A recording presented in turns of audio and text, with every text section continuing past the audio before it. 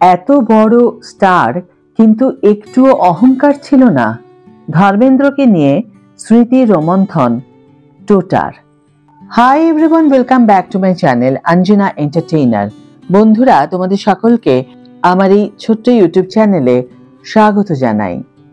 Rocky और রানী কি প্রেম কাহিনী ছবিতে ধর্মেন্দ্রের সঙ্গে অভিনয় করার সুযোগ এসেছিল বাঙালি অভিনেতা টোটা রায়চৌধুরীর। চলতি বছর এই ছবিটি জাতীয় পুরস্কারে সম্মানিত হয়। একে বলিউড, তার উপর ধর্মেন্দ্র সঙ্গে অভিনয়, সব মিলিয়ে কেমন ছিল শুটিংয়ের অভিজ্ঞতা জানালেন টোটা রায়চৌধুরী।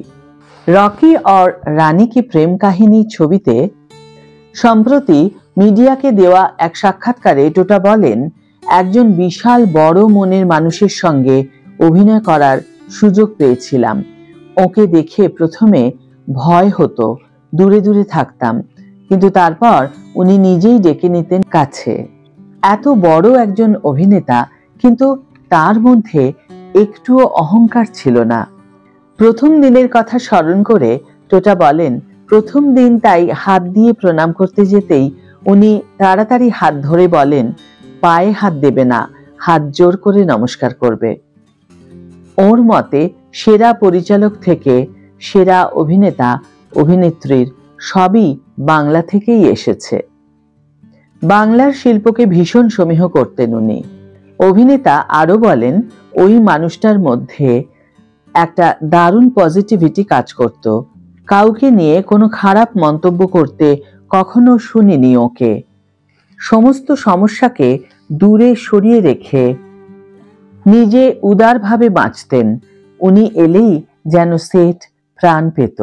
প্রসঙ্গত, ধর্মেন্দ্র প্রিয় বন্ধু অমিতাভের স্ত্রী জয়া বচ্চন যেহেতু একজন বাঙালি ছিলেন, তাই প্রথম থেকেই বাংলার প্রতি একটা আলাদা টান অনুভব করতেন ধর্মেন্দ্র।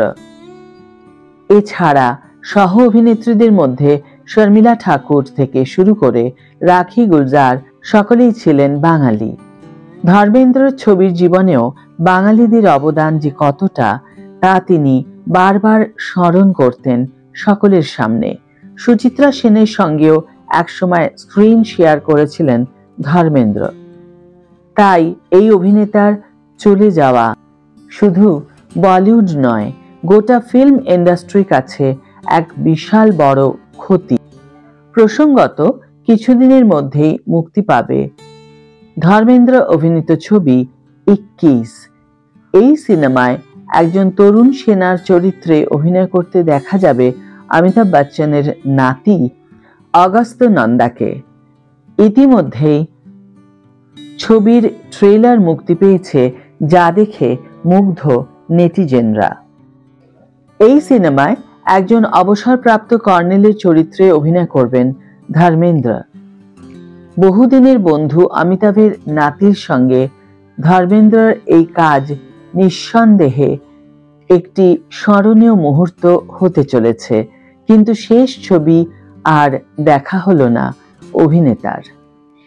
এই মহান অভিনেতার প্রতি শ্রদ্ধা জ্ঞাপন করে আজকের ভিডিও এখানেই শেষ করছি বন্ধুরা। তার প্রতি শ্রদ্ধা জ্ঞাপন করে কমেন্ট সেকশনে কমেন্ট করার অনুরোধ রইল, লাইক শেয়ার করার অনুরোধ রইল। যারা এখনো আমার চ্যানেলটিকে সাবস্ক্রাইব করনি, তারা অবশ্যই চ্যানেলটিকে সাবস্ক্রাইব করে আমার পাশে থেকো। আর যারা অলরেডি সাবস্ক্রাইব করে দিয়েছো, তাদের জন্য আমার অনেক ভালোবাসা এবং অনেক ধন্যবাদ। আজ তাহলে বিদায় বন্ধু, দেখা হবে পরের ভিডিওতে। ভালো থেকো, সুস্থ থেকো, সঙ্গে থেকো।